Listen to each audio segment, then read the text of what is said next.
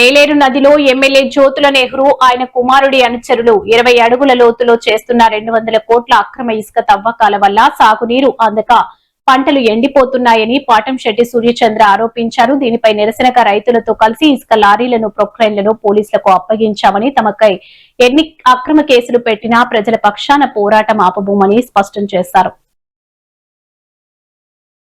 పాటంశెట్టి సూర్యచంద్ర జగ్గంపేట నియోజకవర్గం independent MLA అభ్యర్థిని. శాసనసభ్యులు జ్యోతుల నెహ్రూ గారు వారి కుమారుడు జ్యోతుల నవీన్ కుమార్ ఆధ్వర్యంలో మట్టి, గ్రావెల్, ఇసుక అక్రమ రవాణా రాత్రి పగలు జరుగుతూ ఉందని అధికారులందరికీ కూడా 2 సంవత్సరాల నుంచి వినతి పత్రాలు ఇస్తా ఉన్నాం, PGRS లో పెడతా ఉన్నాం.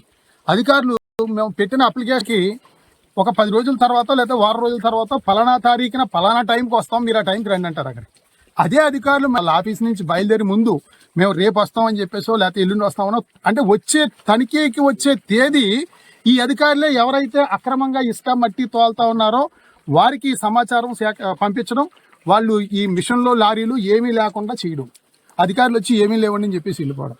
ఈ రకంగా 2 సంవత్సరాల నుంచి జరుగుతూ ఉంది. మరి మొన్న ఇక్కడ పుష్కర ఎత్తిపోతల పథకం శంకుస్థాపన రోజున ఎమ్మెల్యే గారు చెప్పడం జరిగింది, ఎవరైనా సరే నా అవినీతి నిరూపించండి, నిరూపించలేకపోతే గుండు పగల కొడతానని చెప్పేసి ఎమ్మెల్యే గారు చెప్పడం జరిగింది. ఈ రోజు మేము ఇక్కడ శృంగరాయనపాలెంలో ఇక్కడ ఏలేరు నది మధ్యలో సుమారు 10 అడుగుల లోతు ఇసుక తీసేస్తా ఉన్నారు. 200 మిషన్తో లారీలు చూడొచ్చు లోడింగ్. ఇక్కడ మేము అందరం వచ్చి రైతులతో పాటు వచ్చి స్వయంగా వచ్చి ఇక్కడ మేము అన్ని కూడా ఆఫ్ చేయడం జరిగింది, ఇక్కడ పట్టుకోవడం జరిగింది.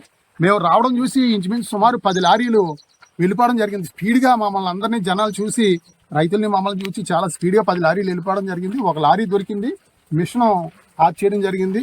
100 పోలీస్ వారికి చెప్పాం, కిర్లంపూడి SI గారికి చెప్పాం, కిర్లంపూడి MRO గారికి చెప్పాం.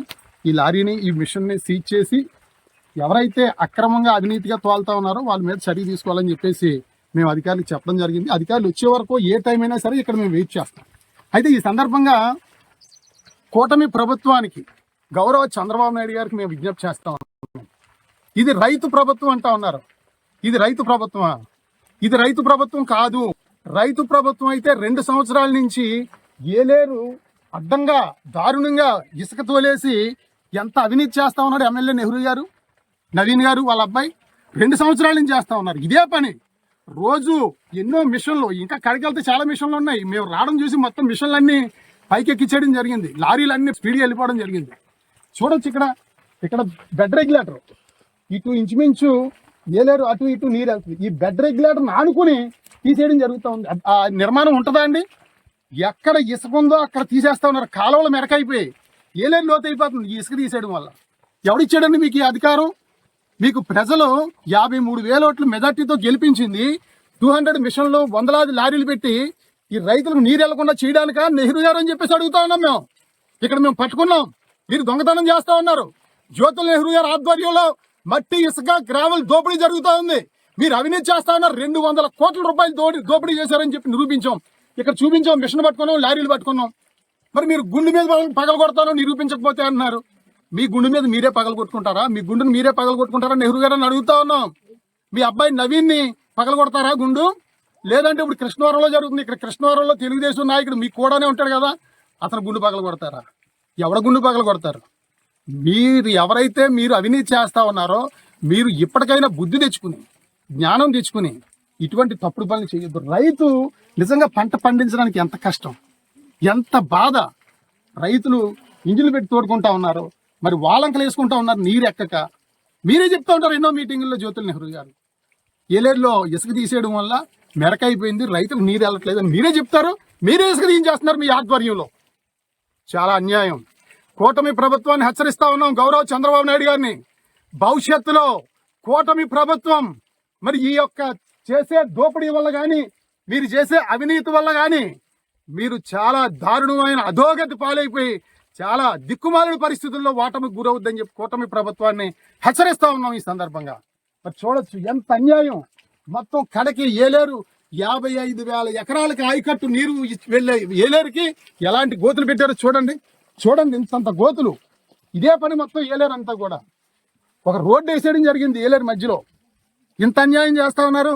తప్పకుండా మేము ఎక్కడైతే మీరు అవినీతి చేస్తా ఉన్నారో తప్పకుండా మేము మీరు చేసే అవినీతిని మేము నిరోధిస్తాం, మేము ప్రతిఘటిస్తాం. మా మీద ఎస్సీ ఎస్టీ అట్రాసిటీ కేసులు పెట్టారు. మొన్న ఎస్సీ ఎస్టీ అట్రాసిటీ కేసులు పెట్టారు. సిగ్గు లేదా అని అడుగుతా ఉన్నాం. ఈ మట్టికి డబ్బు కట్టాలి, పంచాయతీకి, జిల్లా పరిషత్ కట్టాలి, మండల పరిషత్ కట్టాలి. ₹1 కట్టకుండా ఇంచుమించు 200 కోట్ల అవినీతి చేశారు. మీ ఆధ్వర్యంలో నడుస్తా ఉన్నాయి ఇక్కడ. చూడండి ఎంత అన్యాయం. తప్పనిసరిగా మేము పోరాడతాం. మీరు ఎన్ని కేసులంటే పెట్టుకొని ఏం భయపడేది లేదని చెప్పి తెలియజేస్తూ, పోలీసు వారు, రెవెన్యూ వారు, ఇరిగేషన్ డిపార్ట్మెంట్ వచ్చే వరకు కూడా మొత్తం అందరూ ఇక్కడే ఉంటాం. ఇవన్నీ కూడా సీజ్ చేసి మళ్ళీ భవిష్యత్తులో ఎట్టి పరిస్థితుల్లో కూడా ఏలేరుకి నష్టం లేకుండా జరిగే విధంగా మేము పోరాడతామని చెప్పి తెలియజేస్తూ, మరి ఇంచుమించు 2,000 కోట్ల రూపాయలు ఏలేరు ఆధునీకరణకు అవసరం. దేనికి? మీరు చేసిన తప్పుడు అక్రమార్జన కోసం మీరు చేస్తున్న దుర్మార్గం పని వల్ల.